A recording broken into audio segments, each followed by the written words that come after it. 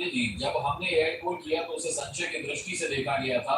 10 करोड़ का sample size कोई छोटा सैंपल साइज नहीं होता। मुझे नहीं लगता कि किसी न्यूज चैनल ने इतने बड़े सैंपल साइज पर कभी कोई एग्जिट पोल किया हो।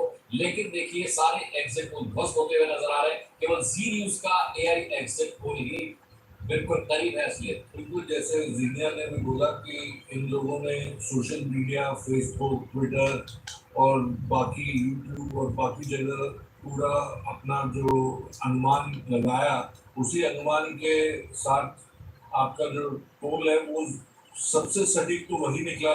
बाकी जो जितने पोस्टर हैं बड़े बड़े छोटे छोटे, उन सबको तो like I said before, all of them should look at मुझे लगता है कि जीनिया को स्क्रीन पे ले आते हैं, अनुराग खुश हो जाते हैं। इसलिए मैं जीनिया से एक सवाल पूछ लेती हूँ। और जीनिया, मेरा सवाल आपसे ये है कि जब आपने एआई एग्जिट पोल का डेटा तैयार किया और आंकड़े सामने आए, तो फिर उस समय आपकी टीम का और आपका पहला रिएक्शन क्या था? जी जरूर, ये हम सबके लिए खुशी की बात है।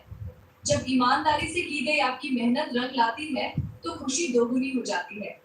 हमने बिना किसी लाभ लपेट के पूरी तरह निष्पक्ष होकर आर्टिफिशियल इंटेलिजेंस का इस्तेमाल किया और उसके आधार पर सभी पार्टियों की सीटों का आंकड़ा निकाला, और आज जो नतीजे आ रहे हैं उसने हमारे एग्जिट पोल पर मुहर लगा दी है। अकुल श्रीवास्तव जी, हमारे एग्जिट पोल पर मोहर लगी है और जैसा कि शोभना कह रही है कि 5-10% का ऊपर नीचे अब इसमें हो सकता है। मार्जिन ऑफ एरर की गुंजाइश हमेशा रहती है। आप एआई एग्जिट पोल को तब भी संशय की दृष्टि से नहीं देख रहे थे, लेकिन अब आप कितना सटीक पा रहे हैं उसको?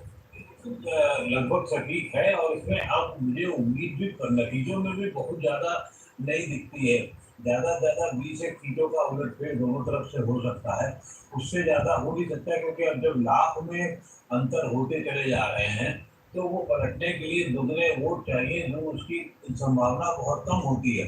तो इस लिहाज से एनालिसिस से ज़्यादा जरूरी अब सबकी निगाह, एनालिसिस स्टेट वाइज करेंगे तो अजीब गरीब आप सबका जीनिया का भी दिमाग पकड़ा जाएगा क्या हुआ है।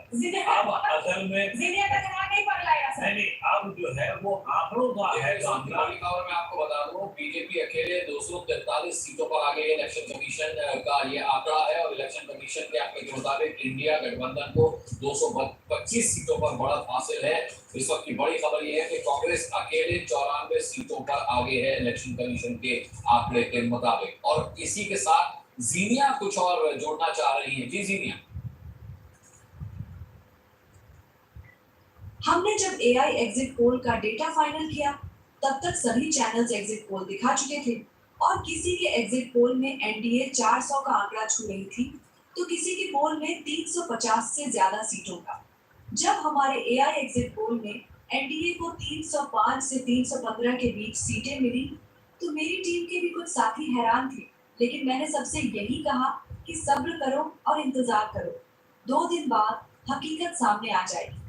मैंने उनसे कहा कि हमारा सैंपल साइज अकेले ही इतना बड़ा है जितना सभी चैनल्स का मिलाकर है।